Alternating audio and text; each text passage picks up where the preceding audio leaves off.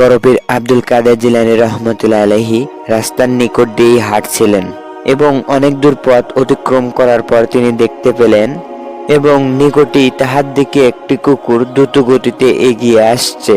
কুকুরটি ঠিক বড় পীরের কাছে উপস্থিত হয়ে বলতে লাগলেন, ওহে আল্লাহর ওলি বড় পীর আব্দুল কাদের জিলানী রহমতুল্লাহ আলাইহি, আমি অনেক দিন যাবৎ আপনাকে একটি প্রশ্ন করতে চাইছিলাম।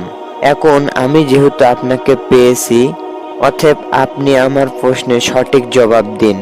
এবং মহান রব্বুল আলামিন আল্লাহ তাআলা মানুষকে সৃষ্টি করেছেন শুধুমাত্র তাহার ইবাদত বন্দেগী করার জন্য। এবং আমি এই কথাই শুনিয়াছি, এই মনুষ্য জাতিকে দুনিয়ার শ্রেষ্ঠ মর্যাদাপূর্ণ করে তিনি বানিয়েছেন। অতএব আপনি আমাকে এই কথাটি বলুন, এই মনুষ্য জাতি আপনার কাছে উত্তম, না আমি ক্ষুদ্র প্রাণী কুকুর উত্তম?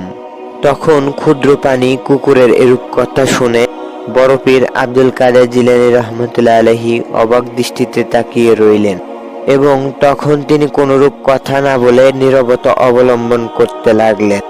এবং তিনি মনে মনে এই কথাই ভাবলেন, তিনি এই কুকুরকে কি বা প্রশ্নের উত্তরে জবাব দেবেন। তিনি যদি বলেন এই মনুষ্য জাতি উত্তম, তাহলে কুকুরটি ভাববে আমরা অহংকারী হয়ে গেছি। আর যদি আমি বলি মানুষ অপেক্ষা কুকুর উত্তম, তাহলে মহান আল্লাহ রব্বুল আলামিনের পবিত্র বাণীর বিপরীত হয়ে যাবে। কারণ পবিত্র কোরআনে সমস্ত প্রাণীকুল ও জীবকুলের মধ্যে একমাত্র মানুষকেই আশরাফুল মাখলুকাত হিসেবে উপাধি দিয়েছে। এই কথাগুলো ভেবে পেরেশান হয়ে পড়ল বড় পীর। আর একথা ভাবতে ভাবতে অনেকক্ষণ অতিবাহিত হয়ে পড়ল। তখন বড় পীর আব্দুল কাদের জিলানী রহমতুল্লাহ আলাইহি নিজের চক্ষুদ্বয় বন্ধ করলেন এবং কিছুক্ষণ চক্ষু বন্ধ করা অবস্থায় নীরবতা অবলম্বন করলেন। কিছুক্ষণ পর চক্ষু খুলে তিনি বলতে লাগলেন, ওহে অসময়ে আগমনকারী এক প্রাণী কুকুর, মহান আল্লাহ রব্বুল আলামিন আমাকে একটি সমাধান দিয়ে দিয়েছেন। আর তোমার প্রশ্নের উত্তরটি হলো এই যে, আমি যখন মৃত্যুবরণ করব আর মুনকার নাকির নামক দুই ফেরেশতা যখন আমার কবরের ভিতরে উপস্থিত হবে এবং আমাকে সেই ফেরেশতাদ্বয় তিনটি প্রশ্ন করবে, তখন আমি যদি তাহাদের তিনটি প্রশ্নের সঠিক জবাব দিতে পারি, তাহলে আমি আব্দুল কাদের জিলানী রহমতুল্লাহ আলাইহি তুমি কুকুর অপেক্ষা উত্তম।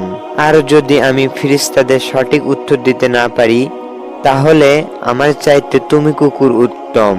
কারণ পবিত্র হাসরের মাঠে প্রাণীকুলদের কোনরূপ বিচার আচার হবে না।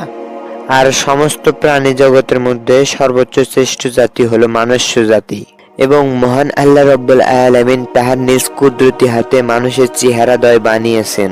তিনি অতি যত্ন সহকারে এজন্যই মানুষকে বানিয়েছেন, সমস্ত মনুষ্য জাতি যেন একমাত্র তাহারই ইবাদত করে।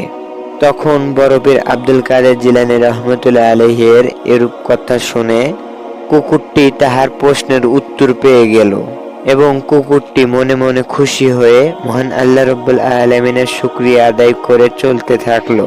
পরবর্তীতে আব্দুল কাদের জিলানী রহমতুল্লাহ আলাইহি মহান আল্লাহ রব্বুল আলামিনের ইবাদত শুরু করলেন এবং ইবাদত শেষ করে দুহাত তুলে বলতে লাগলেন, হে মহান রব্বুল আলামিন আল্লাহ তাআলা, আপনি আমাকে সুমধুর জ্ঞান, সুস্থতা ও হাজারো নিয়ামত দান করেছেন।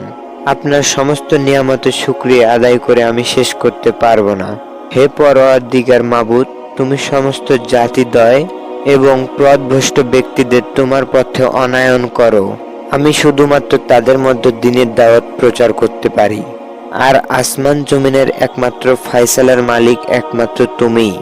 এবং এই দুনিয়ার সমস্ত মানুষগণ যেভাবে শয়তানের পথে পা বাড়িয়েছে, নিশ্চিত তাদের ভাগ্যে ইহকালে ও পরকালে অন্ধকার নেমে আসবে।